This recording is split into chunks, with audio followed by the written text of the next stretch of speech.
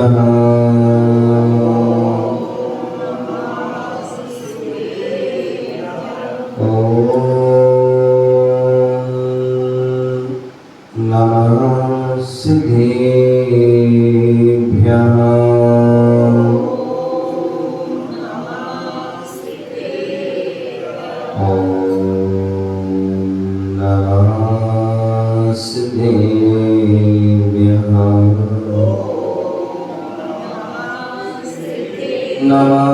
श्री वरदानाय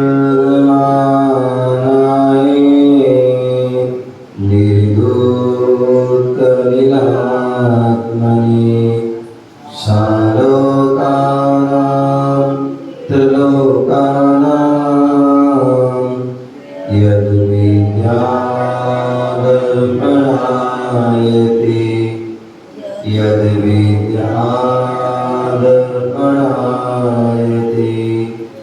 यद्विद्यादर्पणायते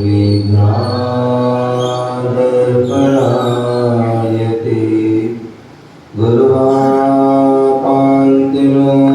नित्यं ज्ञानदर्शननायका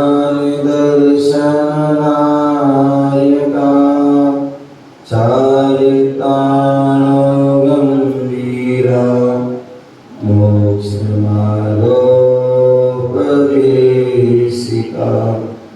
मोक्षमार्गोपदेशिका मोक्षमार्गो। बोले अनंतानंद सिद्ध परमेष्टि भगवान की, बोले आदि प्रभु आदि ब्रह्मा आदिनाथ भगवान की, बोले चिंतामणि पारसनाथ भगवान की, शासन नायक भगवान महावीर स्वामी की, परम पूज्य आचार्य भगवान गुरुदेव विराट जी महामर्याद की, अहिंसामय विश्व धर्म की, तीर्थराज समेत शिखर की।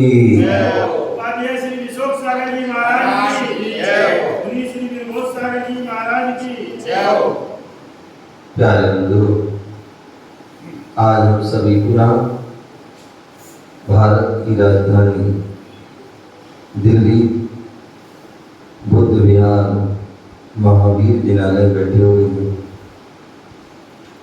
भगवान महावीर स्वामी का दिव्य संरक्षण लगा हुआ है। भगवान महावीर स्वामी की जो वाणी खिली, जो हमें जिनवाणी के रूप में प्राप्त है, उसका हम रसपान कर रहे हैं। यहाँ पर आचार्य श्रवणभद्र स्वामी रत्नकंड श्रावकाचार ग्रंथ के माध्यम से श्रावकों का कैसा आचरण होना चाहिए, क्या मूल होना चाहिए, क्या उनकी व्रत होना चाहिए, क्या उनकी प्रतिमा होना चाहिए, इन सब के बारे में बता रहे हैं। यहाँ पर तीसरा अधिकार चल रहा है, जिसमें श्रावक के 12 व्रत का वर्णन चल रहा है। 12 व्रतों में 5 अणुव्रतों का वर्णन यहाँ पर हुआ। 5 अणुव्रत का क्या स्वरूप होता है, क्या लक्षण होती है, क्या उसकी परिभाषा होती है, उसके लिए यहाँ बताया। और कैसे उन व्रतों का निर्दिचार रूप से पालन हो, उसके लिए उनके 5 अतिचार भी बताए। कल यहाँ पर बताया गया था कि जो उन 5 अणुव्रतों को जो धारण किए,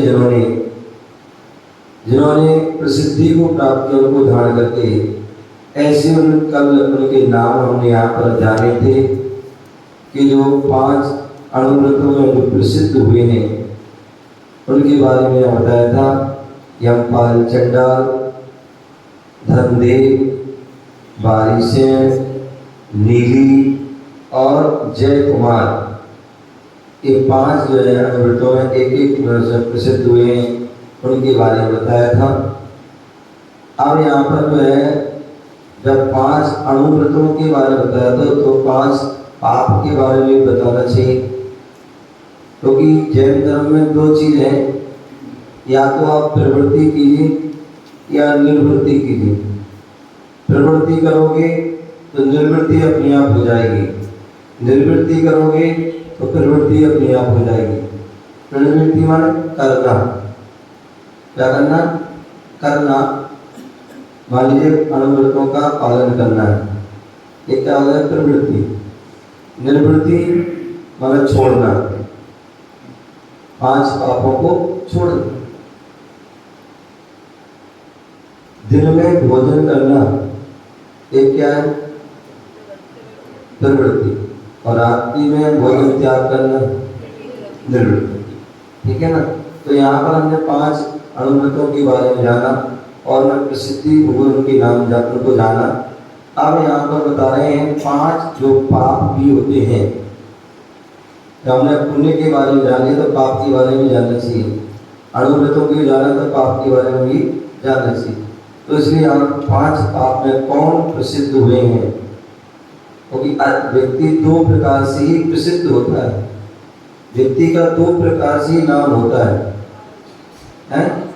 या तो नायक बन जाओ तो नाम हो जाएगा, या फिर खलनायक बन जाओ तो नाम हो जाएगा। या तो अच्छे बन जाओगे तो नाम हो जाएगा, या बुरे बन जाओगे नाम हो जाएगा। अब आपको क्या करना है? अब आपके ऊपर कैसे नाम करना है, क्योंकि नाम दोनों में होता है, अच्छे में भी होता है और बुरे में। तो यहाँ पर जो पाप में प्रसिद्ध हुए हैं उनके नाम बताएं। कल 65 नंबर श्लोक। धन श्री सत्य भो शौचे, धन श्री सत्य भो शौचे, तापसा रक्षिकावपि, तापसा रक्षिकावपि, उपाख्यास्तथा संसु, उपाख्यास्तथा संसु, नवनीतो यथा क्रमम्, नवनीतो यथा क्रमम्। पढ़िए सर।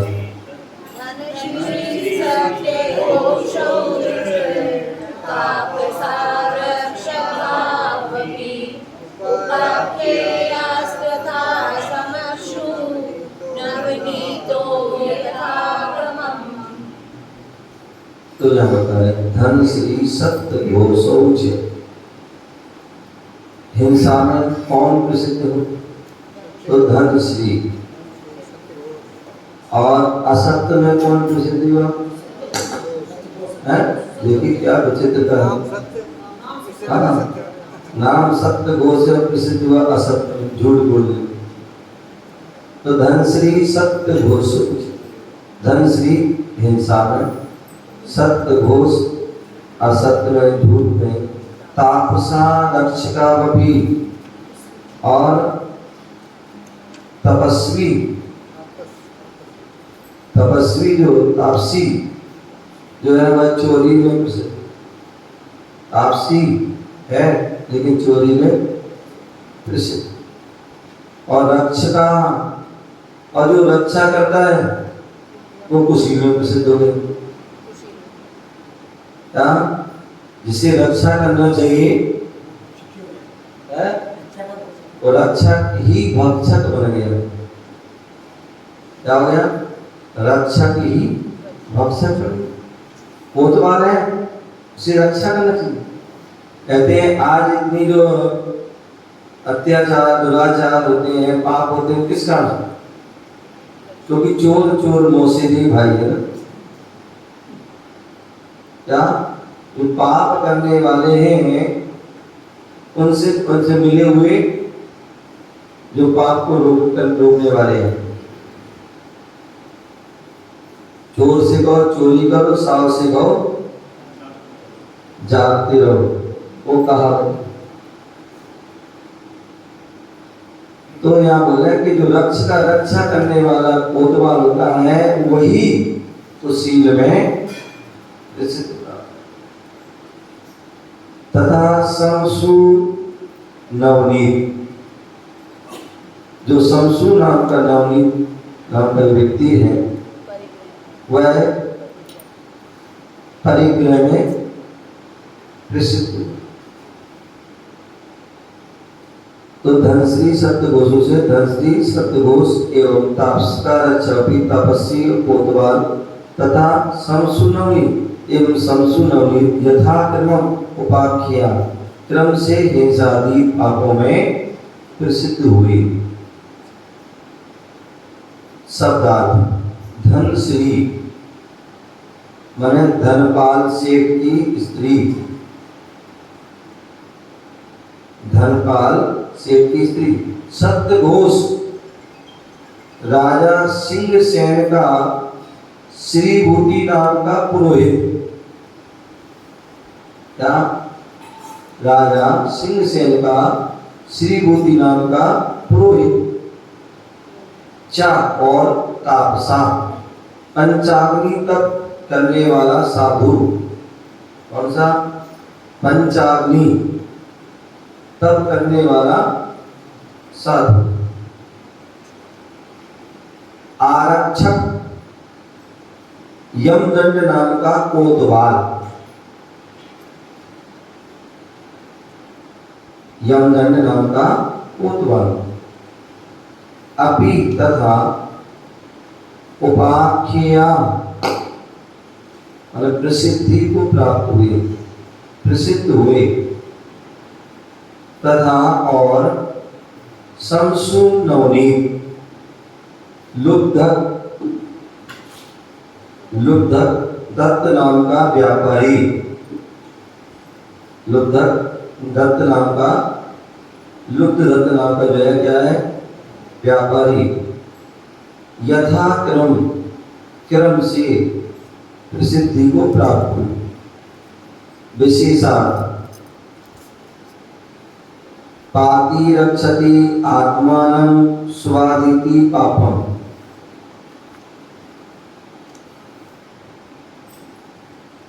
क्या बोल रहे हैं? पाति रक्षति आत्मानं स्वादिति पापम। जो आत्मा का शुभ नहीं होने देता, क्या नहीं देता? जो आत्मा का शुभ नहीं होने देता वह पाप है।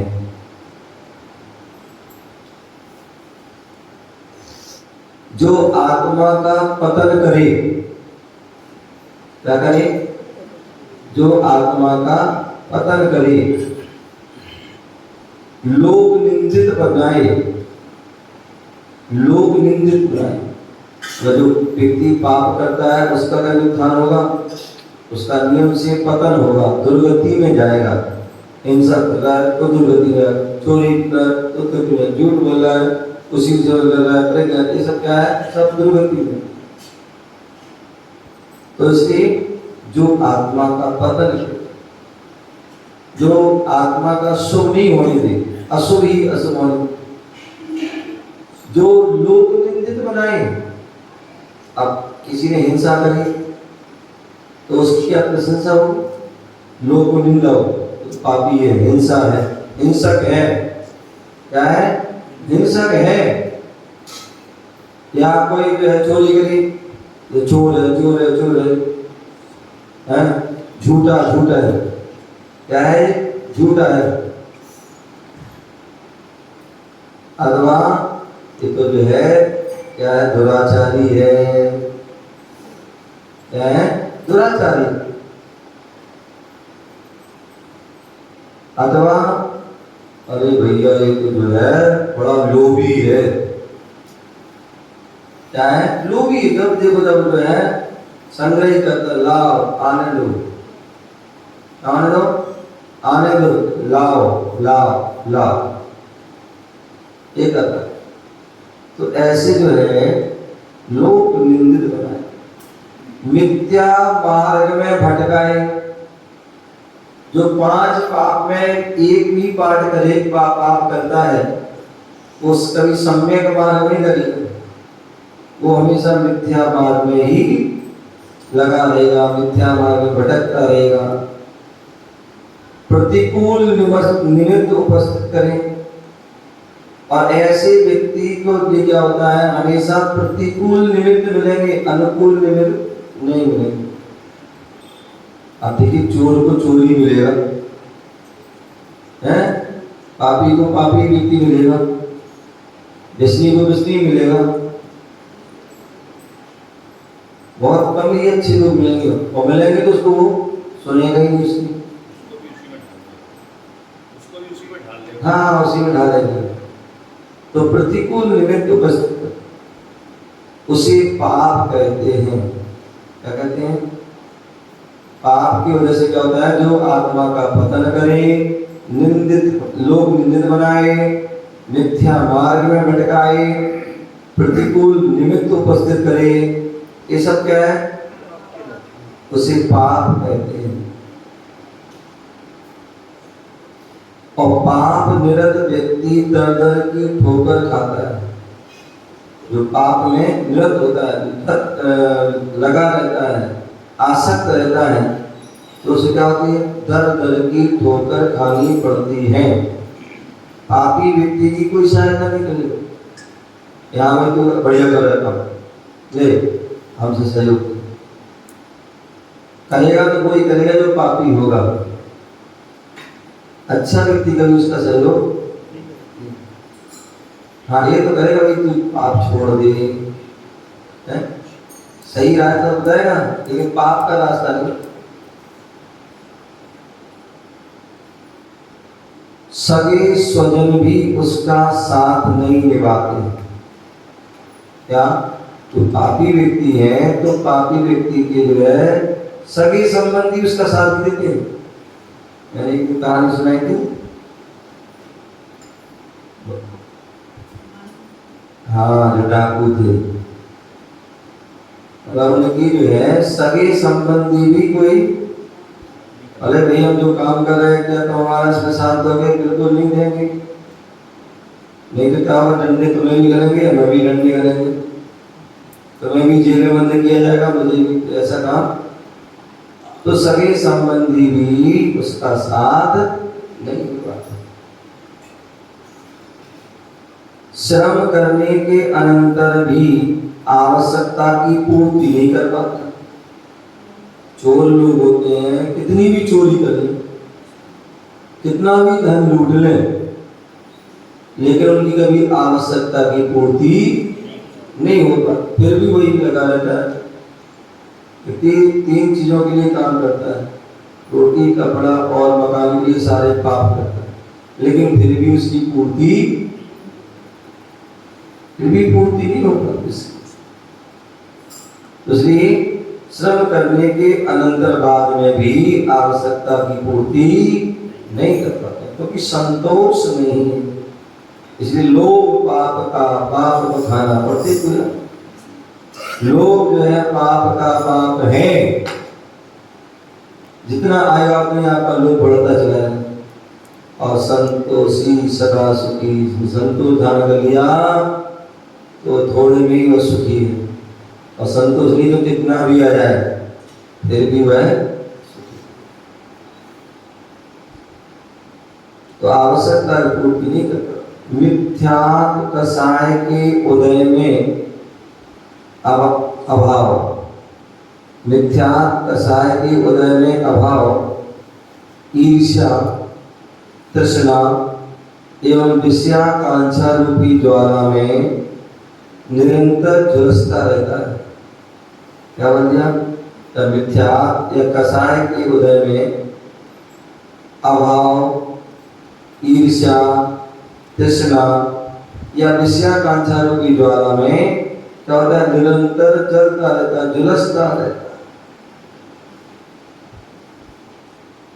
इन 5 पापों में कुख्यात डाकू क्या होते ना? तो कुख्यात एक विख्यात, जो अच्छे कहा जाते थे वो विख्यात, वो विख्यात होते, और जो बुरे काम करते वो कुख्यात। क्या? जो खोटे कार्य करके ख्याति हुई, और विख्यात जो विशेष कार्य की उसमें भी ख्याति। क्या? ऊ और बी दोनों में अंतर है। जहां कू लग गया वहां कोटे का से ख्याति मिली। और एक बी जो है विशेष उपसर्ग, तो इसलिए विख्यात हुए, विशेष कार्य करते। बोले पारसनाथ विख्यात हुए, पारसनाथ विख्यात हुए क्योंकि उन्हें विशेष क्षमा को दान किया। और कमठ को ख्यात हुआ क्योंकि उसने उपसर्ग किया। अब तुम्हें क्या बनना है? कुख्यात है, विख्यात। लेकिन आप करते कड़वा काम है, काम करते तो जो है चाहे तो विख्यात वाला काम करते कुख्यात वाले, दिन रात सुबह से लेकर के शाम वही काम करते, छल कपट ईर्ष्या आदि आदि आदि ये सारे काम करते। इसी कैटेगरी में दुख्यात की कैटेगरी विख्यात होना चाहते लेकिन काम करते हो कुख्यात। तो क्या बोल रहे हैं? इन 5 पापों में कुख्यात, धनश्री, सत्यघोष, तापस, कोतवाल और समश्रु नवनीत की निंदा जन जन के मुख से, इनकी निंदा क्या होती? जन जन के मुख से हे रूप श्रवण कर, इनकी क्या जन जन से मुख से हे रूप में श्रवण कर आज भी आगणित भव्यात्मा 5 पापों का त्याग कर अणुव्रतों को क्या करते हैं? पंचाणुव्रतों से विभूषित होते। यदि आप इन जो है करने जो 5 व्यक्ति हैं इनकी जो है बातों को सुनकर क्या करते हो? ग्रहण कर लेते हो, उपाधि कर लेते हो, धारण कर लेते हो, तो इससे आप कभी भी जो है अणुव्रतों को धारण नहीं कर पाओगे। लेकिन जो इनकी बातों को सुनकर निंदित समझते कि ये निंदित हैं लोग, हे रूप हैं, छोड़ने रूप हैं, तो इसलिए आज भी जो है धर्मात्मा जीव आगणित, इनकी गणना नहीं की जाती, ऐसे लोग जो है भव्यात्मा जीव 5 पाप का त्याग कर देते। क्या कहते हैं? 5 पापों का त्याग। कहते हैं प्रत्येक व्यक्ति को स्थूल रूप से 5 पापों का सबको त्याग कर देना चाहिए। क्या कर देना चाहिए? 5 पापों का स्थूल रूप से सबको त्याग कर, तभी वह 5 अणुव्रतों से विभूषित होता है। हिंसा पाप में अपकीर्ति का भाजन कौन बना?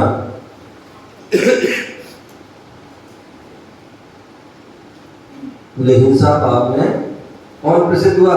तो धनश्री नाम की सेठानी हिंसा पाप में अपकीर्ति को प्राप्त हुई।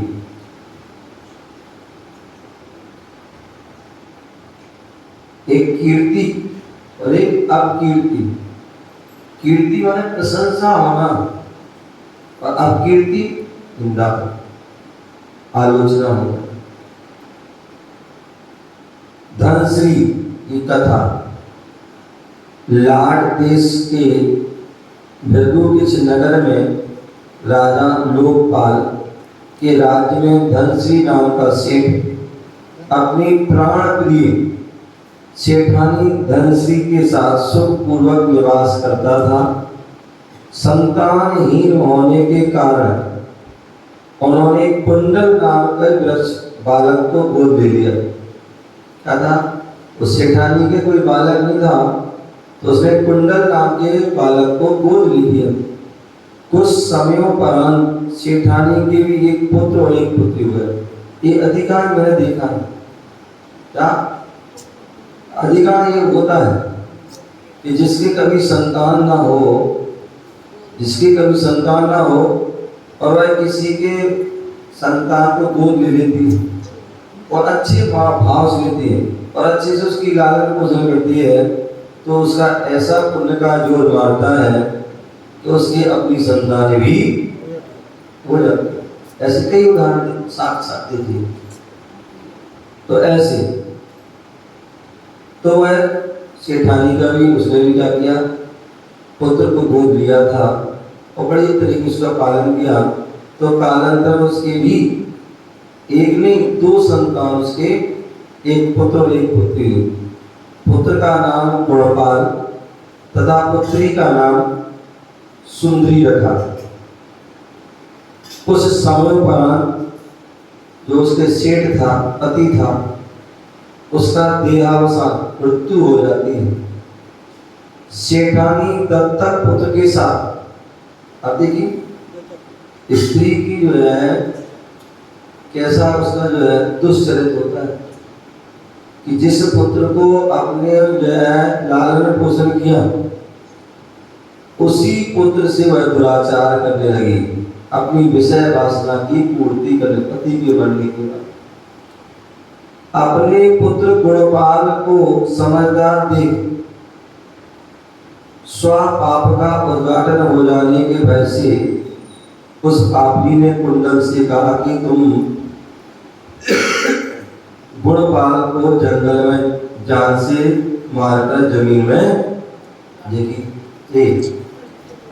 व्यक्ति जो है उसने देखा कि जो है अब दुराचार कर रही है, तो ये पुत्र समझ, क्योंकि आजकल पुत्र बड़े बच्चे जो है बड़े समझदार होते हैं, बच्चे बच्चियां आजकल एडवांस होते हैं, कंप्यूटर मानने वाले होते हैं। आप क्या कर रहे हो आपकी आंखों से देख समझ जाता है, आपकी बातों से समझ जाता है, आपके रहन सहन खान पीन उठने बैठने से समझ जाता है कि तुम क्या, तुम्हारी क्या मनसा है। तो बालक भी जो है क्या होता है, गुणपाल जो उसका ओरिजिनल बालक था, मतलब वो सब धीरे धीरे बड़ा होता समझदार हो जाता है। तो उसको समझदार देखकर उसे शक हो गया कि ऐसा ना हो कि ये जो बालक हमारे पाप को जान जाए, और इसलिए उसने भय से जो है क्या किया, जो उसका जो है गोद दत्तक पुत्र था, उस मतलब जिसके साथ खोटे कार्य करती थी, उसको बोल दिया कि जो है इसको तुम जो है जंगल में जाकर इसको मार दो और जमीन में गाड़ के आना, ताकि हमारे आनंद में कोई बाधा, हमारी इस क्रिया में कोई बाधा ना आए। वासना के लोभी कुंडल ने भी अपनी सहमति प्रदान, उसने भी कहा सही। यह बात जो है जो जब वो हो रही थी तो उसकी लड़की तो नहीं, उसने ये बात सुन ली। क्या कर ली? उसने ये बात सुन ली और सुनकर भाई को बता दी। प्रातः माता की आज्ञा अनुसार गुणपाल के लिए बोल दिया गोधन गाय भैंस आदि लेके जाओ जंगल, और जंगल में गया। और जंगल में मोटी सी लकड़ी को क्या करते, कई बार करते ना बच्चे लोग बदमाशी करते हैं, बच्चे लोग क्या करते कि घर में यदि कहीं बाहर जाना हो तो क्या करते हैं, सोने का बहाना कर देते हैं, और क्या करेंगे, पलंग आदि पर दो तकिया रख दी और चादर से ढाक दिया, या तो सिर्फ और भी चीज लकड़ी याद रहती है। तो ऐसे उसने क्या किया, उस बहन ने बता दिया भाई को, तो वो गया और उसने क्या किया, जहाँ वो प्रतिदिन जाता था वहाँ पर एक लकड़ी मोटी सी रख दी और उस पर जो है चादर उड़ा दी। और कुंडल ने देखा कि गुणपाल सो रहा है, अतः उसने उस पर तलवार से वार किया। इतने में पीछे से गुणपाल ने कुंडल को मार दिया, मतलब मारने गया था कुंडल जो है उसको, और रहस्य पता होने से जो है कुंडल को ही मार दिया। गुणपाल के गृह में प्रवेश करते ही माँ ने पूछा कुंडल कहाँ है। अब माँ तो सोच रही थी कि जो है गुणपाल को मार देगा कुंडल आएगा, और हो गया पासा उल्टा हो गया। क्या होगा? पासा। तो जैसे गुणपाल प्रवेश किया तो माँ ने पूछा कुंडल कहाँ है, तो गुणपाल ने कहा मैंने उस दुराचारी को मृत्यु के घाट उतार दिया। और यह सुनते ही माँ के क्रोध का पारावार ना रहा, और तथा हिंसक तथा विषय लोलुपीमानी अपने इकलौते पुत्र की वही क्या कर दिया, हत्या कर दी। सुंदरी ने भाई को मरा हुआ देखकर राजा को समाचार दे दी। राजा ने धनश्री की हत्यारी और व्यभिचारिणी जानकर उसका सिर मड़वाकर मुख काला करके गधे पर बिठाकर सारे नगर में उसको, जैसे उसकी जब माँ को, उसने बेटे को मार दिया तो उसने बहन ने राजा से कह दिया। राजा ने उसको पकड़ लिया, पकड़वा के सारा जो मालूम का अपराध घोषित किया और उसने मुंह काला करके गधे पर बिठा कर उसको नगर में घुमा।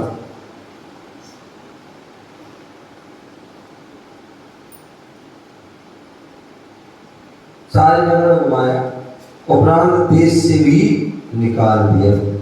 हिंसा पाप के फलस्वरूप धनश्री इस लोक में अपमान, निंदा, अनेक यातना को प्राप्त हुई। अंत में मरण कर नरक गति में सागरों पर अनिवर्चनीय दुख सहन करती रही। वचनों के द्वारा कहा जा सकते इतने वह दुखों को सहती। अतः इस समय शिक्षा मिलती है कि कभी भी किसी की प्राणी की हिंसा में प्रवृत्ति नहीं करना चाहिए, कभी हिंसा आदि नहीं करना चाहिए।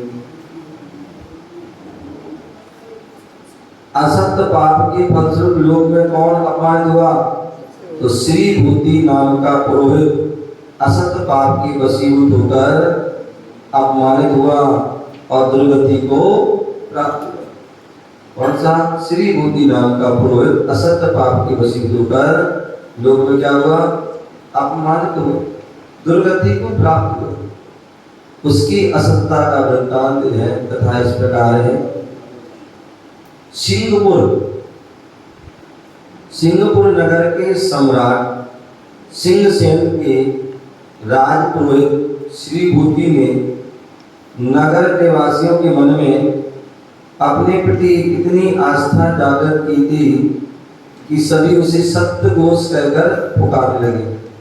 तो जो श्री भूति पुरोहित था उसने अपने उसमें छल कपट से क्या किया, अपने जो है प्रति लोगों की ऐसी श्रद्धा कर दी, यदि मैं सत्य बोल असत्य बोलूं तो ऐसा कर लो, ये कर लो, तो उसका नाम पर सत्य घोष ही उसका, हाँ सत्य घोष के नाम पुकारने लगी।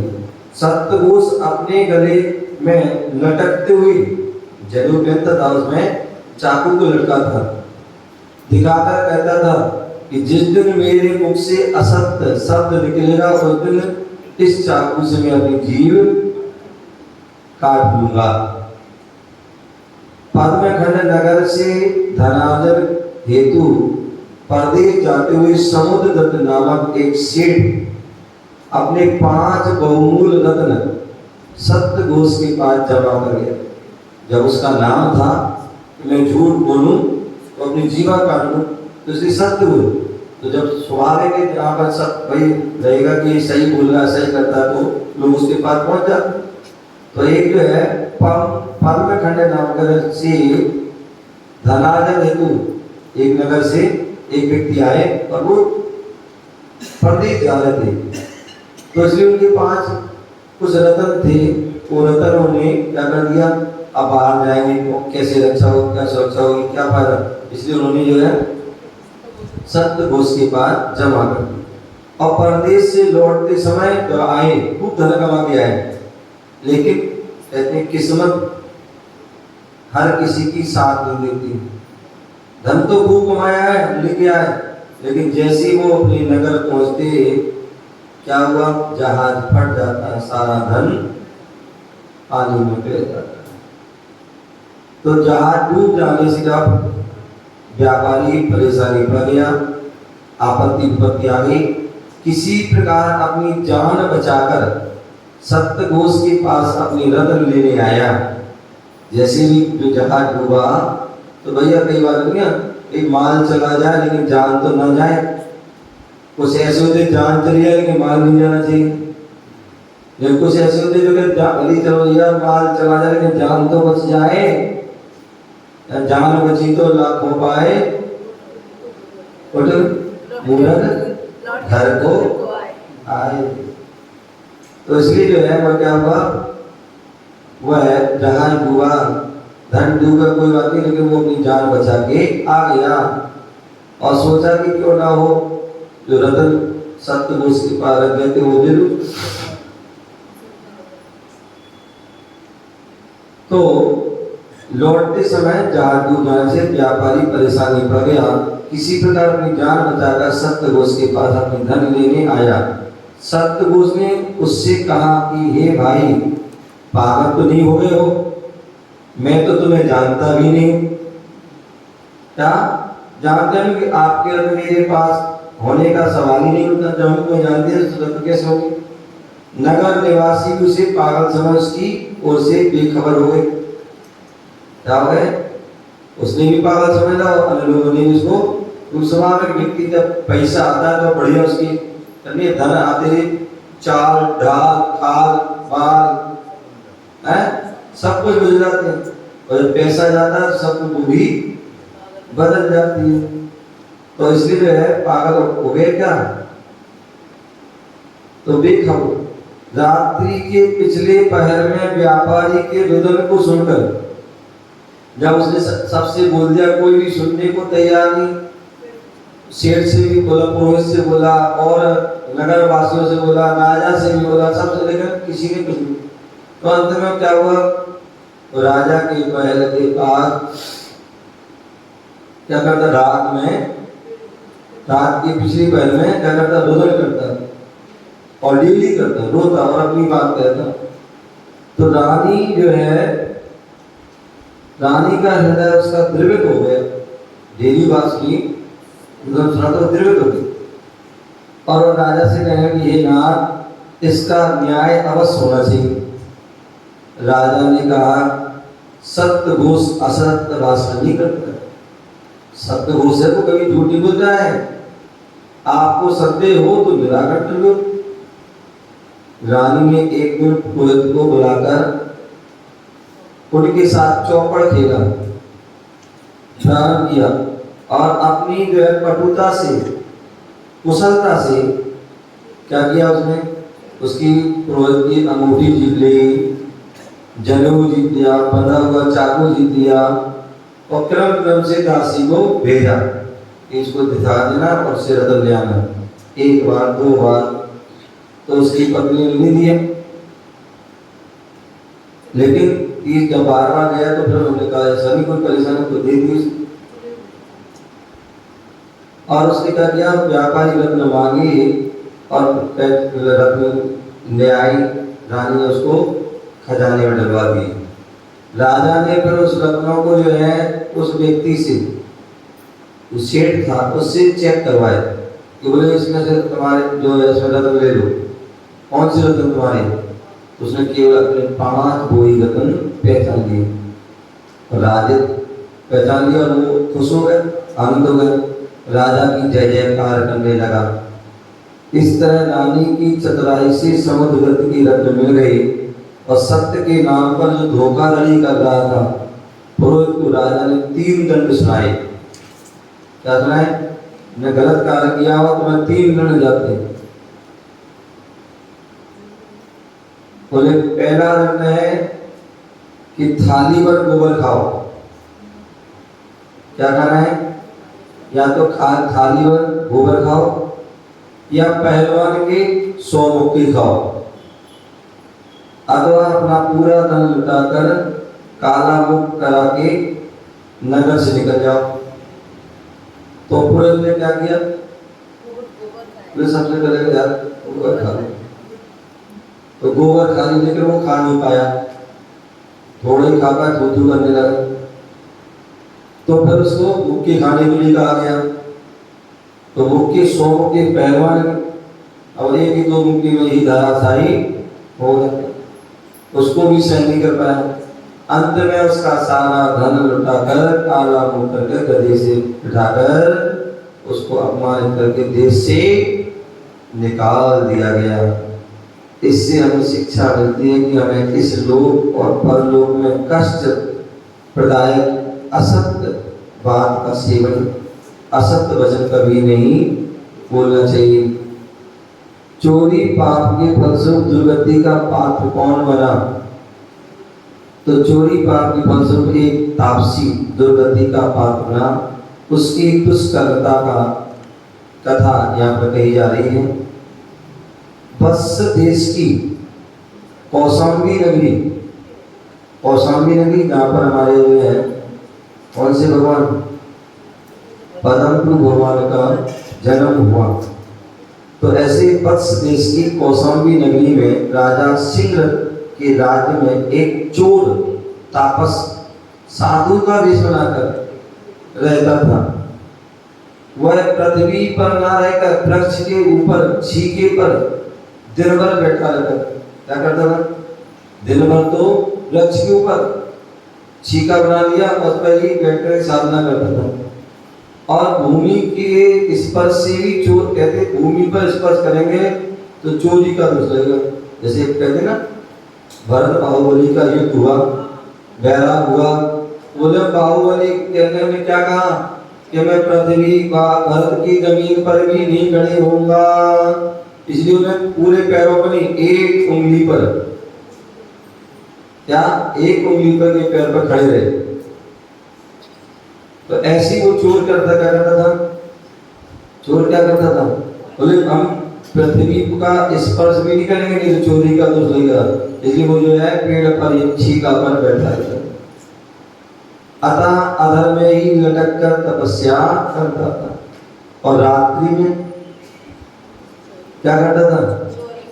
रात्रि में नगरवासी जब गहरी नींद में सो जाते, तब अपने अन्य साथियों के साथ वह नगर में चोरी करने जाता था। इस तरह नगर में प्रतिदिन चोरी होने लगी, परंतु प्रयास करने पर भी चोर नहीं पकड़ में आया। क्योंकि अब कौन पकड़ सकता है ऐसा? कौन शक करता उसके ऊपर? तब राजा ने कोतवाल को आदेश दिया कि 8 दिन में चोरी हुई जनता का माल पता लग जाना चाहिए, अन्यथा तो सूली पर चढ़ाया जाएगा। प्राण दंड की चिंता से बेचैन कोतवाल को ढूंढते हुए देखकर एक ब्राह्मण ने पूछा कि भाई किस चिंता में डूबे हुए हो, शरीर को छीन कर गए हो? कोतवाल ने कहा, नगर में प्रतिदिन चोरी हो रही है, परंतु चोर का पता नहीं लग पा रहा। कोतवाल की कथा सुनकर उसने कहा, आपके नगर में क्या कोई ऐसा व्यक्ति है जो स्वयं को सबसे उच्च बताता हो तथा चोरी से घृणा की बात करता हो? कोतवाल ने कहा, हाँ, एक महात्मा जी हैं जो भूमि का स्पर्श भी नहीं करते, अतः उन पर तो चोरी की आशंका भी नहीं की जा सकती है। ब्राह्मण ने कहा, निश्चित वही चोर है। क्या है? जो अपने आप को ज्यादा सत्यवादी बताते हैं ना, वही सबसे बड़ा कपटी होता है। बहुत से लोग सफाई देते हैं, अरे नहीं ऐसा नहीं, ऐसा नहीं, वही सबसे ज्यादा। इस संबंध में अपने अनुभूत पुत्र का स्पर्श न करने वाली स्त्री का तृण का घात न करने वाले ब्राह्मण का मुख बांधकर रहने वाले पक्षी का और अप्सर जीवन का एक 4 दृष्टांत। हम आराधना आदि कथा को या शास्त्रों पढ़ते हैं तो उसमें ऐसे 4 उदाहरण आते हैं कि जो एक स्त्री थी जो अपने पुत्र को भी स्पर्श नहीं करती थी। यदि अपने पुत्र को भी दूध पिलाना है तो उसमें भी पता नहीं जो है कपड़ा आदि मतलब क्या करती थी ऐसी। और वही स्त्री जो है सबसे ज्यादा दुराचारी। तो ऐसे अनुभूत अपने पुत्र का स्पर्श न करने वाली स्त्री तृण का भी घात नहीं करता, तृण को भी नहीं चुराता, ऐसा भी व्यक्ति। और मुख बांध कर रहने वाला पक्षी, मुख बांध लेता था, बनवा के एकांत में जाके पक्षियों को खा जाता था। तो ऐसे पक्षी और अप्सर नाम का जीवक एक 4 दृष्टांत सुनकर कोतवाल को धीरज बनाया और स्वयं तापसी के पास पहुंच गया। तापसी के सेवकों द्वारा भगाए जाने पर भी वह नहीं भागा और रत्नयंद बनकर वहीं पड़ा रहा। और ऐसा हो गया कि रात में मुझे दिखते ही नहीं। रात्रयंद वो व्यक्ति होता है जिसको रात में तो ऐसा बनना की बनकर वो भी बन गया, मुझे रात में दिखते ही नहीं। और वहीं रात्रि में अपने अन्नकूप में एकत्रित हुए किए जाने वाले धन की जनता के धन को देखा। तो उसने रात्रि में जो चोर गया और वहां उसने एक तो चोरी करते उसको देख लिया, दूसरे जो धन जहाँ रख रहा था वो देख लिया, क्योंकि वो तो समझ रहा अंधा है कि वो अंधा कहाँ था। तो रात में एकत्रित किए जाने वाले धन को, जनता के धन को देखा और पाता आकर कोतवाल को बता दिया। कोतवाल ने उस तापस भेदधारी चोर को अंतिम दिन राजा के समक्ष उपस्थित कर, क्योंकि 8 दिन का उसको समय दिया था, उसने 8 दिन 7 दिन किया और 8वें दिन को उपस्थित कर अपने प्राणों की रक्षा की।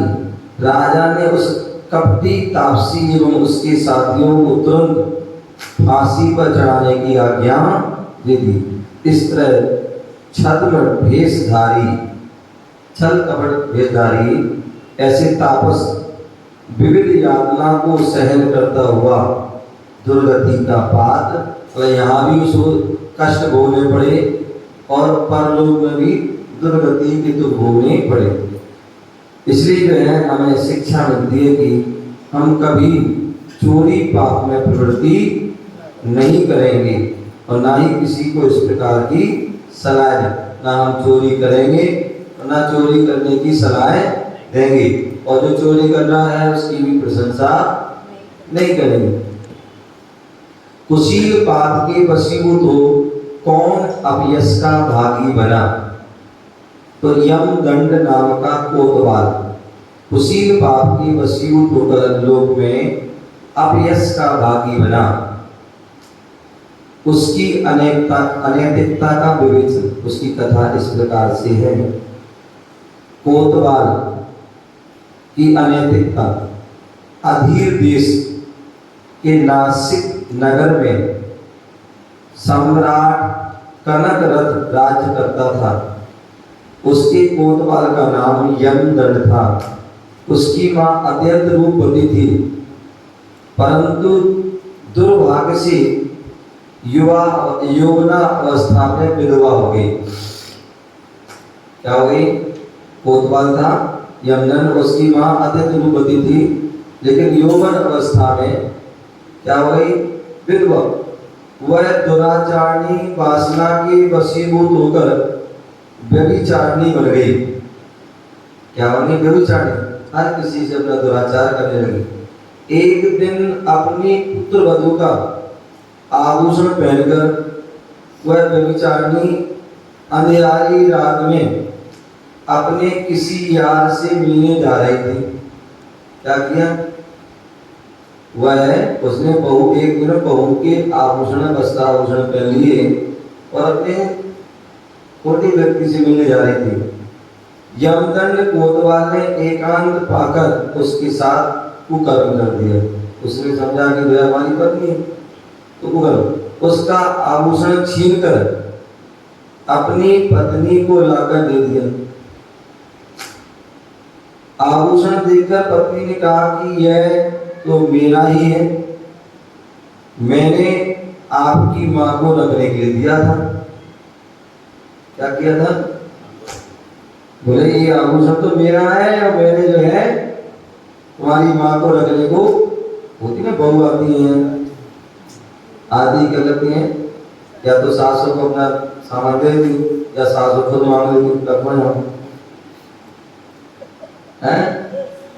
तो ऐसा तो उसने मां को रखने को दे दिया था। यह सुनकर कोतवाल सब कुछ समझ गया, परंतु वासना से कोतवाल गुप्त रूप से विचार करता है। मतलब पता हो गया फिर भी जो है ये माँ है हमारी, फिर भी वो गुप्त रूप में, क्योंकि वो भी वासना में आसक्त था और वो भी थी, इसलिए करता है। कोतवाल की पत्नी को जब यह बात सहन नहीं हुई तो उसने अपनी सहेली से संपूर्ण विधा, जब उसे पता पड़ गया उसने सारी बात अपनी सहेली को सुनाई और यह बात धीरे धीरे मालिनी के माध्यम से रानी तक पहुंच गई, रानी तक पहुंच गई और रानी ने राजा को सुना दी। राजा ने यथार्थता का पता लगाकर कोतवाल एवं उसकी माँ का क्या किया, सजा के रूप में काला मुख करा के नगर से बाहर करा दिया, क्योंकि नगर में जब माँ बेटे ऐसा दुराचार करेंगे तो सारे नगर में गंदगी फैलेगी, तो इसलिए उन्होंने क्या किया, दोनों को काला मुख करके निकाल दिया। सभी ने उन्हें धिक्कारा और अंत में दोनों सड़ सड़ के कीड़े पड़ गए और संकलित परिणाम से मर करके दुर्गति को प्राप्त हुई। यह कथानक हमें शिक्षा देता कि कामांध पुरुष को नीति न्याय मान मर्यादा सब कुछ विस्मृत हो जाता है। जब भूख ना देखे झूठी बात, कहावत है, भूख ना देखे टूटी झूठी पात और नींद ना देखे टूटी खाट और काम ना देखे जातम जात। जब व्यक्ति को भूख लगता है, किसकी झूठी है किसकी क्या है वो खा जाता है। नींद आती है, जब नींद आती है तो टूटी खाट हो जमीन हो कहीं भी हो सो जाता है। और जब व्यक्ति की काम वासना जगती है तो उसमें क्या होता है, जातम जात। आज देखा तुम, व्यक्ति की शादी नहीं होती, लड़कों की लड़कियों की शादी नहीं होती तो क्या करते हैं, शादी होना चाहिए, चाहे वो कोई बंगाल से ला रहा है, कोई बिहार से ला रहा है, कोई पता नहीं कहाँ से लाता है और विधवा ला रहा है, तलाकशुदा ला रहा है, एक दो बच्चों को लेके यार होना। और वो फिर भी क्या होता है, अंत में क्या होता है, वो आती हैं पहली बार तो पैसा लेके आती है, 2 लाख 5 लाख रुपया दो है खरीद के लाते हैं। और उसके बाद भी क्या होता है, घर में आती है और जल्दी 2-4 दिन में सारा माल बटोरती है और भाग जाती है। ऐसी कई घटना है, ये आजकल हो गया। तो इसलिए क्या बोले, कामान व्यक्ति को नीति न्याय मान मर्यादा सब कुछ विस्मृत हो जाता है और उसके लोक परलोक दोनों बिगड़ जाते हैं। इसलिए अतः स्वप्न में भी कुशील का सेवन। परिग्रह पाप में लोक निंदित कौन हुआ, तो लुब्ध दत्त। कौन सा, लुब्ध नाम का सेठ परिग्रह संचय में आसक्त होकर लोक में निंदा को प्राप्त हुआ, दुर्गति में गया। लुब्ध दत्त की जो कहानी आती है, अयोध्या नगरी में एक लुब्ध दत्त नाम का पुत्र स्वभाव से अत्यंत कैसा था, लोभी था, पर पदार्थों में अति आसक्त होने का उसका नाम लुब्ध रखा गया। लुब्ध दत्त की पिता की अटूट संपत्ति से संतोष नहीं था उसको, क्या और संपत्ति थी लेकिन उससे संतोष, वह प्रतिक्षण संपत्ति वृद्धि का चिंतन किया करता था। एक दिन अपने पिता से बोला, मैं धन कमाने को विदेश जाऊंगा। पिता ने कहा, बेटा अपने घर में इतनी संपत्ति है कि 7 पीढ़ी बैठ कर खा ले, फिर भी समाप्त होगी। अपने पिता की बात उसने नहीं मानी। पिता को समझाने को वो नहीं मानते, ठीक, विदेश चला गया। विदेश में व्यापार कर उसने अटूट धन कमाया और सारे धन को जहाज में लादकर स्वदेश की ओर चल दिया। लेकिन कहते हैं ना, भाग में जब ना हो तो तुम कितना ही कमा लो मिलेगा और नहीं जितना तुम्हारे भाग में। तो दुर्भाग्य से वह जहाज क्या हो गया, डूब गया और लुब्ध दत्त लकड़ी के सहारे से छोटे से गांव में आ गया। भूख से व्याकुल लुब्ध गांव में पहुंचा और वहां पर कुछ छाछ मांगी।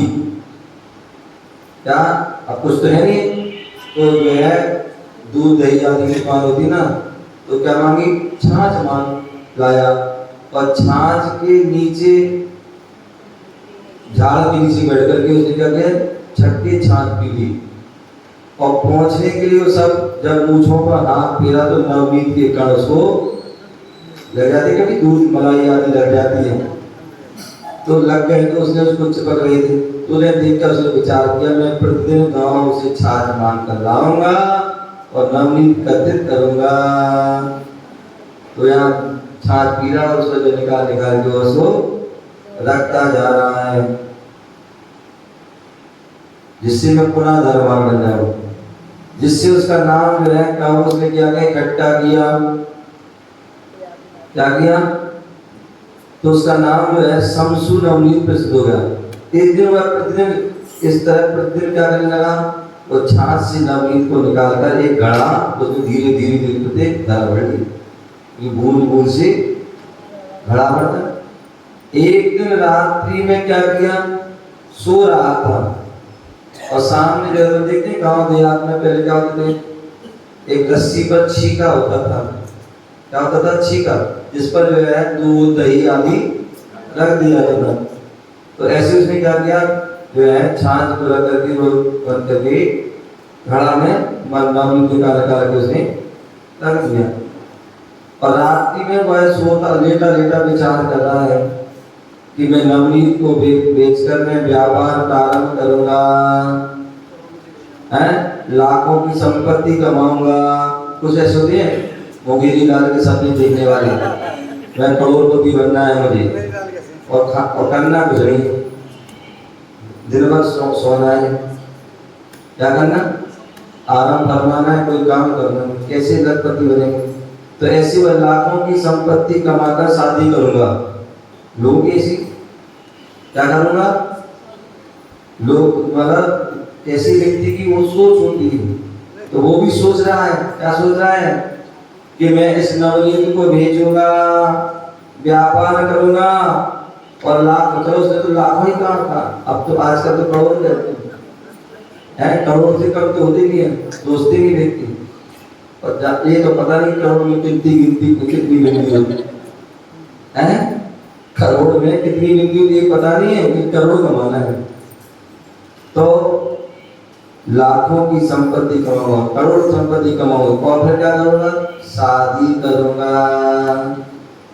और शादी हो जाने पर मेरी सेठानी क्या करेगी, जी पैर दबाएगी, क्या दबाएगी, पैर दबाएगी। और तब मैं कोतूहल कहूंगा, तुझे पैर दबाना नहीं है, और वह कुछ कहेगी तो मैं लात मारूंगा। और ऐसी उसने लात मार दी, और जैसी उसने लात फटका पैर फटकारा तो पैर का लगते लगते ही मटकी जो है क्या हुई, फूट गई। वो नीचे रखा था क्या, उक्स, क्या वो क्या तसला वगैरह में, तसला में क्या रखी है, वो आग रखी थी। और जैसी वो क्या पूरा नैनू उसमें गिरा तो क्या हुआ, मटकी फूटी और उसमें गिरा और आग भभक गई। और उससे जो है इतनी आग लगी कि जो पूरी झोपड़ी जो लगी और वो भी मर के क्या राख हो गई, वो भी मर गया। गांव वालों ने किसी प्रकार लोग जीव बचा ली, इस प्रकार परिग्रह पाप में लीन होकर ना जाने कितने प्राणियों को दुख भोगने पड़ते, कितने प्राण भी गंवाने पड़ते हैं। इससे हमें शिक्षा मिलती है कि दुर्गति के दुखों से बचना चाहते हो तो आवश्यकता से अधिक का परिग्रह संचय नहीं करना चाहिए, अन्यथा में अनेक प्रकार के दुख को भोगना पड़ता है। इस प्रकार से यहाँ पर एक 5 जो पाप हैं जो हमारा पतन करते हैं, दुर्गति में ले जाते हैं, हमारी जो आत्मा को दुख देते हैं, ऐसे उन पाप से हमें बचना चाहिए और अनुव्रत आदि को धारण करना चाहिए। इस प्रकार से यहाँ पर 5 के बारे में जाना। आगे जो है श्रावक के 8 मूल गुण होते हैं, कौन कौन से होते हैं उन सब के बारे में जानेंगे। आपको समय हो गया। जय गुरु महावीर भगवान की